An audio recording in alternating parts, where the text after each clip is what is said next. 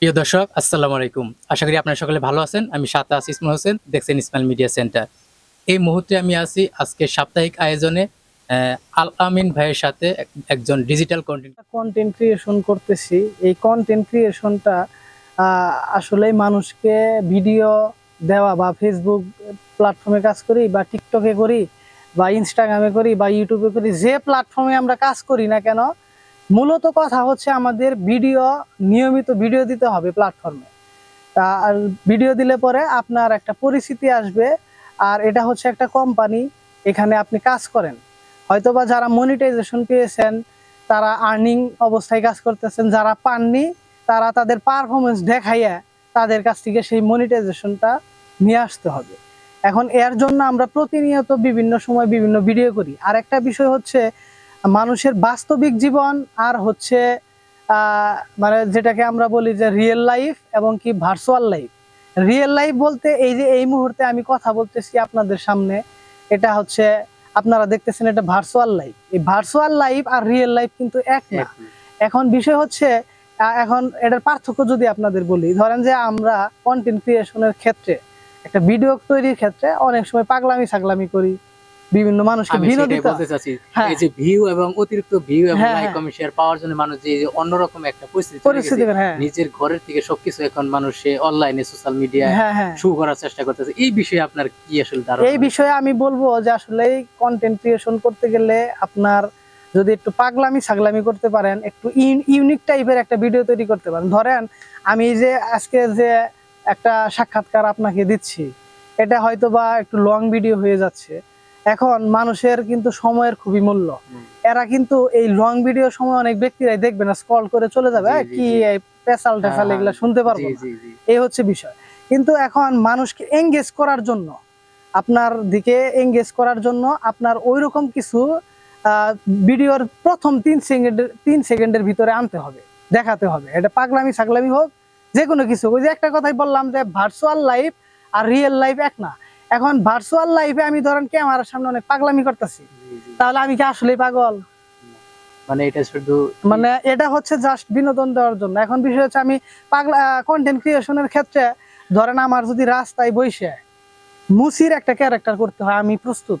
তার মানে অভিনয় যখন যেটা প্রয়োজন অভিনেতা সেটাই করতে হবে। এখন এর জন্য ধরেন যে অনেক ব্যক্তিরাই কিন্তু এটাকে আসলে করে, খুবই ধরেন যে নিন্দা করে বা বলে কি শুরু করছে, পাগলা অন্য দৃষ্টিতে দেখছে। এখন আমার কথা হচ্ছে একটা সময় মানুষ যাতে নিন্দা করতে করতে, অপমান করতে করতে, তারপরে ধিক্কার দিতে দিতে তারা কিন্তু এটা জানতেছে না যে তাদের ধিক্কার, অপমান, নিন্দা এটা একটা কন্টেন্ট ক্রিয়েশন, সেটা আমি হই বা যেই হোক, তাদের জন্য একটা ইন্সপিরেশন, তাদের জন্য একটা উৎসাহ।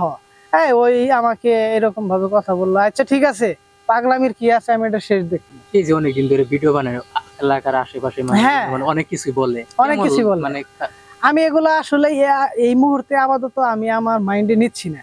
তবে আমার ইচ্ছা আছে কে আসলেই কোন ভাবে আমাকে মিন করে, কে আমাকে কেমন মনে করে, এটা কিন্তু আমি খুব ভালো করে জানি। ধরেন যে কোন ব্যক্তিটা আমাকে নিয়ে তার কি মন্তব্য, এটা আমি খুব ভালো করে জানি। আমি আপাতত এটা নিয়ে কোনো কিছু করতে চাচ্ছি না, কিন্তু আমি চাচ্ছি আমাকে নিজের অবস্থানকে এমন ভাবে তৈরি করতে চাচ্ছি, এটা আমার স্বপ্ন বা ইচ্ছা। আমি আপনাদের সামনে বলতেছি, আমি হতে পারবো কিনা আমি জানি না। যদি হতে পারি, তবে যে সকল ব্যক্তিরা আমাকে অ্যাভয়েড করছে, দূরে ফেলাইছে বা আমাকে নিন্দা করছে, উপহাস করছে, হাসি তামাশা করেছে, তাদেরকে আমি কাছে টানবো আমার সফলতার। মানে যখন আমি সফল হব, আমি কিন্তু তাদেরকে, তারা যেটা করছে আমি কিন্তু অবশ্যই সেটা করব না। এর একটা মাত্র কারণ হচ্ছে আমি তাদেরকে দেখাই দিতে চাই যে আমি সফল হয়ে তোমাদেরকে কাছে নিয়ে আসছি। এ থেকেও কিন্তু অনেক কিছু শিক্ষার আছে। তার কারণ হচ্ছে যে কেউ আমাকে একটা খারাপ কথায় গালি দিছে, এখন আমি যদি তাকে রিপ্লে করি তাহলে তার আর আমার মধ্যে কোনো পার্থক্য নেই। এই হচ্ছে বিষয়। কিন্তু আমি চেষ্টা করবো যে ও আমাকে খারাপ বলছে, আচ্ছা আমি ওর ভুল কোনো একদিন এটা ভেঙে দিব, ঠিক আছে। এই জন্য হচ্ছে মূলত। তবে কন্টেন্ট ক্রিয়েশনের ক্ষেত্রে আমি প্রতিনিয়তই এই আবল তাবল অনেক কথাই শুনতেছি, আমি এগুলা আমরা কিছু আপনাকে প্রশ্ন করব, এক কথায় উত্তর দেওয়ার চেষ্টা করবেন। তো আমরা প্রথমে কিছু প্রশ্ন জিজ্ঞাসা করার চেষ্টা করব। তো আপনার জীবনের একটা কষ্টের কথা যেটা আমাদের দর্শকের সাথে শেয়ার করতে চাচ্ছেন, যেটা আপনি বলতে পারবেন না বা মনে আছে? আমার জীবনে অনেক কষ্টের কথাই আছে। যেগুলো আসলে বলার মতো না, তারপরও আমি চেষ্টা করব আমার কষ্টের কথাগুলো বলার জন্য। আমার জীবনের সব থেকে বড় কষ্ট, আমি আপনজনদের ভালোবাসা থেকে বিচ্ছিন্ন ছিলাম, ইভেন এখন পর্যন্ত আছি। আমি জানি না এটা আসলেই কেন, তবে আমার জীবনে অনেক কষ্ট গেছে। আমার সাংসারিক জীবনে আমার বেড়ে ওঠা সময় থেকে নিয়ে বর্তমান সময়ে আমি অনেক পরিশ্রম করছি, অনেক কাজ করেছি, পাশাপাশি পড়াশোনা কন্টিনিউ করছি। আমার বেড়ে ওঠার সময়ে আপনারা জেনে অবাক হবেন, সেটা হচ্ছে যে আমি একজন অটো চালক ছিলাম। আমি এনজিওতে চাকরি করেছি, গার্মেন্টসে চাকরি করেছি, টেক্সটাইলে চাকরি করেছি। এরকম অনেক কষ্ট আমি করে পড়াশোনাটা কন্টিনিউ রাখছি। তারপরে এখন পর্যন্ত আছি আপনাদের দোয়ায়, আল্লাহ কোনো রকম দিন পাত নিচ্ছে। তো এটা হচ্ছে এই বিষয়, এই দিক থেকে কষ্ট। আর একটা কষ্ট হচ্ছে যে আমি আপনজনদের কাছ থেকে খুব বেশি কষ্ট পেয়েছি, কারণ জি, জি, বাবার জি। টাকা না থাকার কারণে আপনজনরা আমাকে অনেক বেশি কষ্ট দিয়েছে। জি। এই হচ্ছে বিষয়। তো আমরা তো এতক্ষণ শুনলাম কষ্টের কথা, সবচেয়ে একটা খুশির কথা যেটা আপনি এখনো মনে আছে বা মনে থাকবে, এরকম একটা খুশির কথা বলে। আসলে খুশি আমি কখনোই ছিলাম না, তবে এরকম কোনো খুশির কথা আমার এখন এই মুহূর্তে মনে পড়তেছে না যে আমি কবে কোন দিন মানে খুশি ছিলাম। এটা আমি আসলে বুঝতেছি না যে এরকম কোনো সময় আমার আসছে কিনা। তো এরকম খুশি আমি কখনো হই নাই। তো আমরা আরেকটা প্রশ্ন বলবো যে আপনার পরিবার, আত্মীয় স্বজন, বন্ধু বান্ধব যে কোনো একজনকে এক লাইন যেটা আপনি এখনো বলতে পারেন নাই বা বলেন নাই, আমাদের এই ভিডিওর মাধ্যমে আপনি প্রকাশ করবেন বা বলবেন। আমার পরিবারের মধ্যে আমার বাবা আমার কাছে একটা বট গাছের ছায়া, যার ছায়ায় আমি এখন পর্যন্ত বেঁচে আছি।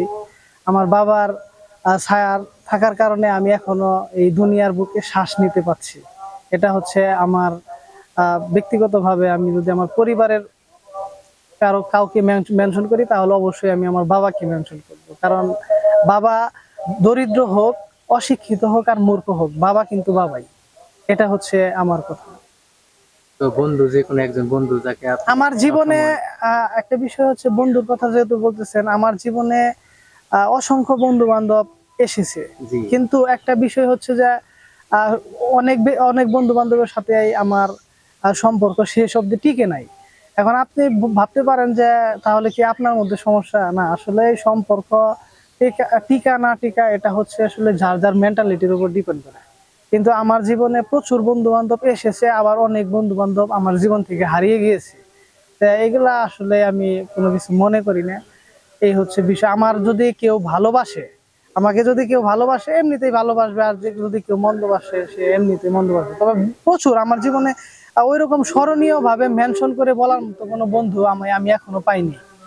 ঠিক আছে, ওই রকম স্মরণীয় ভাবে এবং কি মেনশন করে যে এই একটা বন্ধু আমার প্রকৃত বন্ধু ছিল, আমি এরকম বন্ধু আমার এই জীবনে এখন পর্যন্ত। তবে আমি বন্ধু পেয়েছি, আমার জীবনে আমি প্রচুর বন্ধু পেয়েছি, কিন্তু বন্ধুগুলো আসলে আমার মন মতো হয় নাই, বা আমি তাদের মন মতো হতে পারি নাই। এই হচ্ছে বিষয়।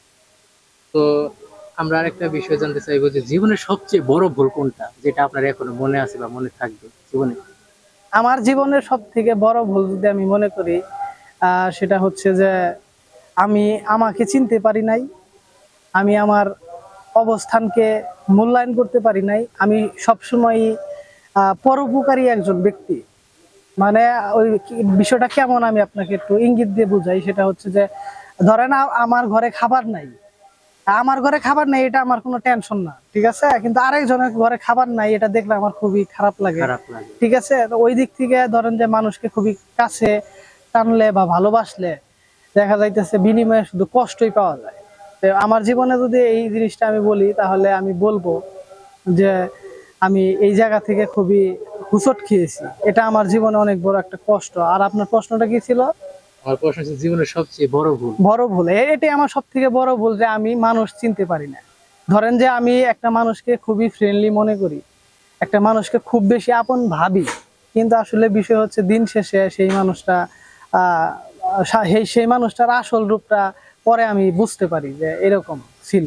এই আর কি। জীবনের সেরা শিক্ষা কই থেকে পাইছেন, কার কাছ থেকে পাইছেন? জীবনের সেরা শিক্ষা আমি মানুষদের কাছ থেকে পেয়েছি। আমার যে হেটার্স, যারা আমাকে সবসময় এনিমি বা শত্রু মনে করে থাকে, তারা হচ্ছে আমার ইন্সপিরেশন। তাদের থেকে আমি উৎসাহিত হয়ে কন্টেন্ট ক্রিয়েশনের জার্নি শুরু করেছি।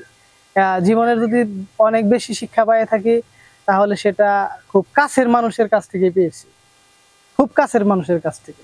তো এই যে আলামিন ভাই যদি কোনো একদিন সফল বা কোনো একটা জায়গায় যেতে পারে, তো আলামিন ভাই দেশ এবং দেশের মানুষের জন্য কি করতে পারে বা কি হ্যাঁ, করার আমি ইচ্ছা আছে? যদি দর্শকদেরকে আমি বলতে চাই, আমি যদি সত্যিকার অর্থে আপনাদের পছন্দনীয় একজন ব্যক্তি কিংবা অনেক পরিচিত একজন ব্যক্তি হয়ে যায়, এই জায়গায় যদি আমার একটা অবস্থান জাহির করতে পারি, আমার একটা অবস্থান তৈরি করতে পারি, আমি অবশ্যই দেশ জাতি তথা মানে বিশেষ প্রথম থেকে যদি শুরু করি, আমার প্রতিবেশী, আমার প্রতিবেশী, আমার সমাজ, আমার গ্রাম, আমার থানা, আমার জেলা, আমার বিভাগ, ইভেন সারা বাংলাদেশ আমি ভ্রমণ করব এবং মানুষের দুঃখ কষ্ট বোঝার চেষ্টা করব। যদি আমার অঢেল টাকা পয়সা আল্লাহ কোনোদিন আমাকে জি, দেয়, জি। তাহলে অবশ্যই আমি দেশ এবং জাতির জন্য, মানুষের জন্য, অসহায় মানুষদের জন্য পাশে দাঁড়াবো।